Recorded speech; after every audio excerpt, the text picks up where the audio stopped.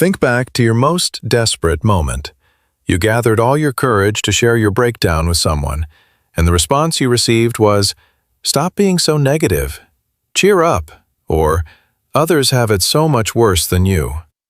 In that exact moment, did you feel saved? Or did you feel like your pain was just cheaply brushed aside?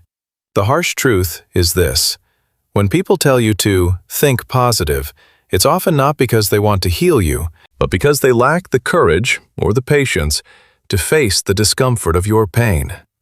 Welcome to the trap of toxic positivity, a place where your sadness is treated like an infectious disease that must be extinguished immediately. The first sign, and the one that destroys you most silently, is how toxic positivity forces you to commit psychological violence against yourself. Imagine this: your house is on fire.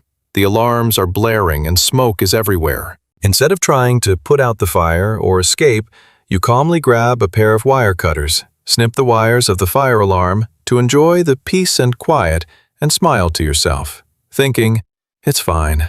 My room is still so warm." Sounds insane, doesn't it? But that is exactly what you are doing to your own mind.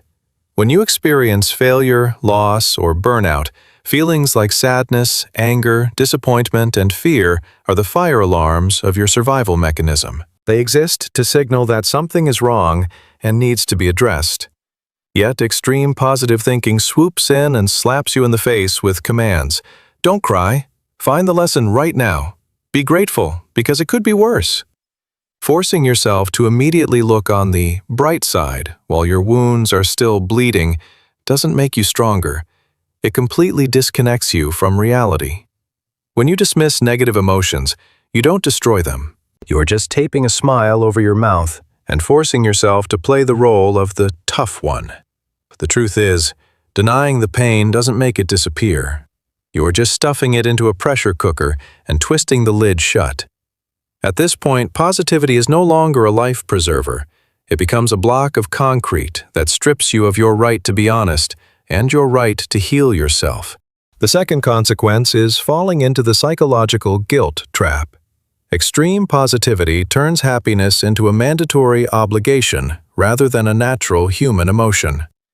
When you look at the curated lives on social media, filled with perfect routines and endless gratitude, you begin to internalize your own struggles as a personal failure. You feel inadequate because you cannot simply choose joy as the internet gurus command. This creates a vicious, self-destructive cycle.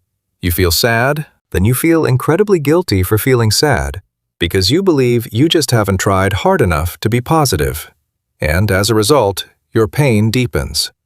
You are essentially punishing yourself for having a normal, healthy reaction to adversity. The truth is, sadness and exhaustion are not signs of a weak mindset. They are simply evidence that you have been carrying a heavy burden for far too long. The third dimension of this toxic culture is the superficiality it breeds in human connections. Have you ever noticed how empty phrases like, "Everything happens for a reason," "Just look on the bright side," or "Good vibes only," actually make you feel profoundly isolated? Instead of offering genuine empathy, society uses this forced positivity as an escape hatch to quickly shut down uncomfortable conversations. People hand out these cliché pieces of advice because they lack the emotional capacity or the courage to sit with you in the dark. It is a polite, socially acceptable way of saying, "Your pain is making me uncomfortable, so please wrap it up in a neat, happy package." This deprives you of true connection. When the people around you refuse to acknowledge the reality of your suffering, you are left entirely alone in a crowded room, holding on to a wound that no one else is willing to look at. Genuine empathy isn't about yanking someone out of the abyss immediately. It is about having the strength to climb down into that abyss and sit beside them until they are ready to stand up. Finally, toxic positivity leads to what can be called strategic stagnation. Have you ever used phrases like, "It is what it is," "Go with the flow," or "Everything will work out in the end," to justify staying in a miserable job or a dead-end relationship? Extreme optimism is often used as a comfortable excuse for cowardice and inaction.